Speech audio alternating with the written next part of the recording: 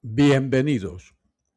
Agradezco su presencia en el cuarto capítulo de la huella cultural de Colombia en México. Todos sabemos quién es Gabriel García Márquez. Su nombre es parte de nuestra identidad cultural. Pero en esta charla no vamos a repetir lo que ya está en los libros de texto. Vamos a entrar en su vida cotidiana en México.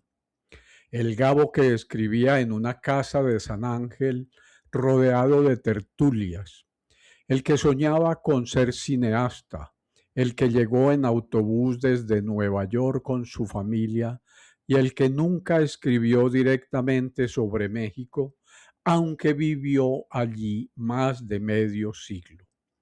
Ese es el Gabo que quiero compartir, cercano, curioso, inesperado.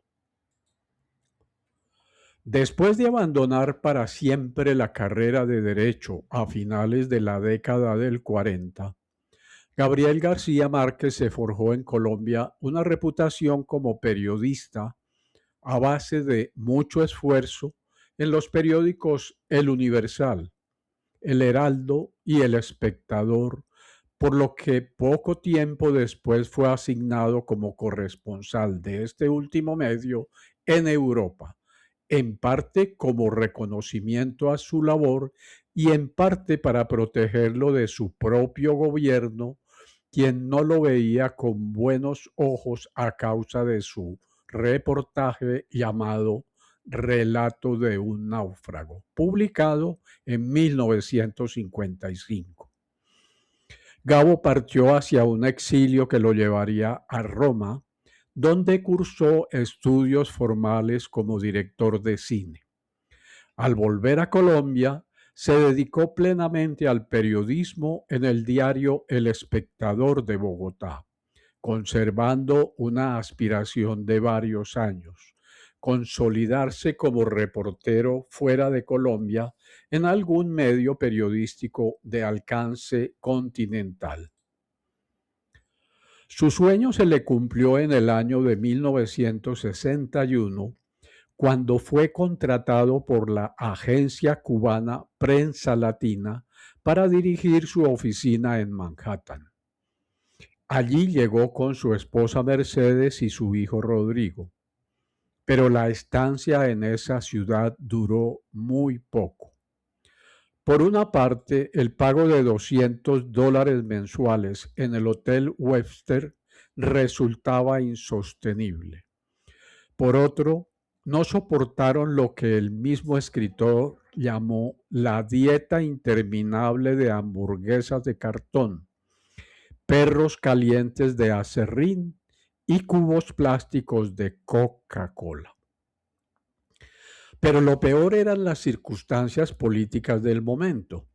Estados Unidos había roto relaciones con Cuba, lo que generó hostilidad hacia los periodistas vinculados al régimen de la revolución. Gabo y su familia recibieron amenazas de muerte y descubrieron la evidente y permanente vigilancia del FBI. Tras 5 meses de tensión, renunció y decidió salir de Estados Unidos. Con ayuda económica de su amigo Plinio Apuleyo Mendoza, viajó con su familia en autobús hasta la frontera en Laredo.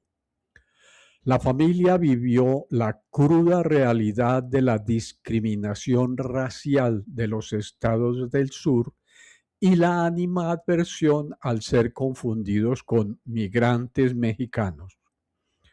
Justamente un mes antes en Birmingham, miembros del Ku Klux Klan habían incendiado un bus con sus pasajeros negros adentro. Un bus exactamente igual al que utilizaba la familia de Gabo. El viaje continuó en tren desde la frontera hasta la Ciudad de México en una agotadora aventura que duró 2 semanas. Al llegar a México el 26 de junio de 1961, fue recibido por su amigo escritor Álvaro Mutis, de quien hablamos en un capítulo anterior de esta serie. Como gran anfitrión, tenía disponible para la familia García una vivienda en los apartamentos Bonampak de la calle Mérida, cerca de la zona rosa de la ciudad. En sus primeros días en México, García Márquez tan solo conocía a 4 personas: a Mutis, al escultor también colombiano Rodrigo Arenas Betancourt, al escritor mexicano Juan García Ponce y al cineasta y librero catalán Luis Vicens Mestre. Más que la literatura, lo que lo atrajo inicialmente a México fue la posibilidad de trabajar en cine. Desde muy joven, Gabo soñaba con ser cineasta. Y por supuesto que en México logró participar en proyectos y guiones con directores como Arturo Ripstein y Luis Alcoriza. Sus guiones más destacados fueron los de las películas El Gallo de Oro junto a Carlos Fuentes, Presagio y El Ángel de la Peste. Simultáneamente trabajó en proyectos con la Escuela Internacional de Cine y Televisión de San Antonio de los Baños en Cuba. Tiempo después de su llegada a México, trasladó su residencia al sector de San Ángel. La atmósfera de esa colonia y vecindades como Coyoacán, con plazas, cafés y calles empedradas, le ofreció un entorno de calma y creatividad. Otros lugares predilectos eran Siqueiros Bohemian Bar, en la colonia Nápoles. Este cultubar era un espacio de encuentro de la élite cultural mexicana. Gabo asistía para conversar, comer tapas y beber vino con amigos, escritores y cineastas.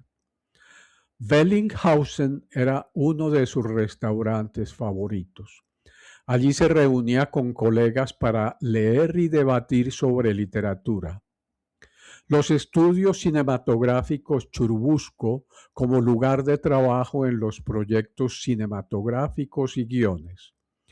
Visitaba frecuentemente la ciudad universitaria de la UNAM para asistir a eventos culturales y admirar los murales de Siqueiros y Rivera que lo inspiraban por su fuerza narrativa y visual. Mención especial merece el legendario Café La Habana, ubicado en el cruce de las calles Morelos y Bucareli, Colonia Juárez, uno de los lugares más visitados por escritores y periodistas. Allí conversaban sobre literatura y política Fidel Castro, el Che Guevara, Octavio Paz, García Márquez y otros. El ambiente bohemio y las tertulias lo convirtieron en un símbolo de la vida intelectual del centro de la ciudad.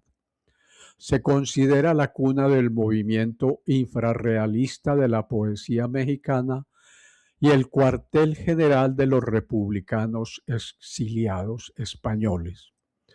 Por supuesto que fue lugar de concepción y escritura de fragmentos de 100 años de soledad. Gabriel García Márquez abandonó su intento de dedicarse de lleno al cine hacia mediados de los años 60.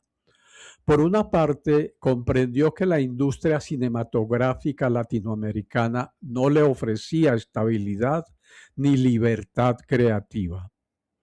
Por otra parte, ratificó su convicción de que lo importante era contar historias y que la literatura le daba más libertad y alcance que el cine. Su pasión por el cine nunca desapareció, pero lo asumió como complemento de su escritura, no como su centro profesional.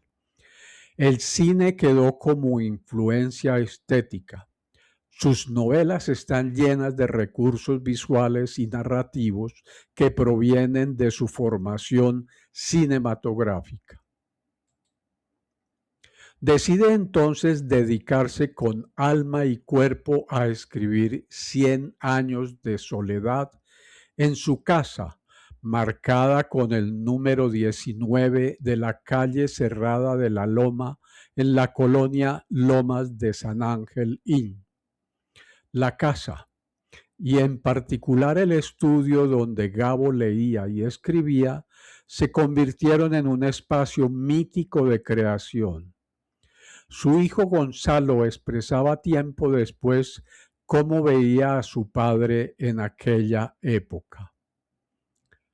Mi imagen de él sentado ante la máquina de escribir, siendo yo muy pequeño, es exactamente la imagen que tengo de Melquíades encerrado en la habitación de los Buendía en Macondo. Esa imagen de humos y de espejos es la asociación literaria que yo hago entre mi papá y México. La dedicación casi exclusiva al escrito de 100 años de soledad generó dificultades económicas a la familia, al punto en que Gabo y Mercedes tuvieron que empeñar su automóvil y hasta vender algunos electrodomésticos para pagar el envío del manuscrito final a la editorial sudamericana en Buenos Aires. La novela es publicada en 1967, obteniendo un éxito rotundo. Reflejando su maduración literaria, publicó luego El otoño del patriarca en 1975, Crónica de una muerte anunciada en 1981, El amor en los tiempos del cólera en 1985 y El general en su laberinto en 1989. En 1982, la Academia Sueca le reconoce su gran calidad literaria y le otorga el Premio Nobel.